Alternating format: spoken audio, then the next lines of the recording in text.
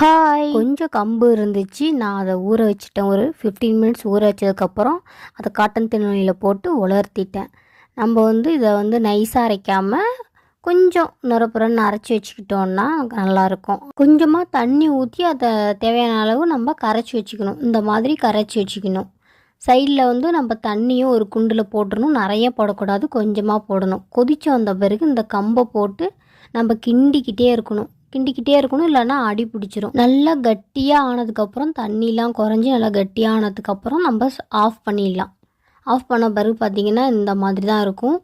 ஆஹா, கம்பு தாங்க. கேழ்வரகுலாம் கிட்ட கூட நெருங்க முடியாது, அவ்வளோது ஒரு வாசனை. எனக்கு சூடாக சாப்பிட்றது ரொம்பவே பிடிக்கும். அதுவும் மீன் குழம்பு இருந்தால் சொல்லவா வேணும். நல்லா உருட்டி மீன் குழம்புல போட்டு பெரட்டி சாப்பிட்டா ஆஹான் இருக்கும்.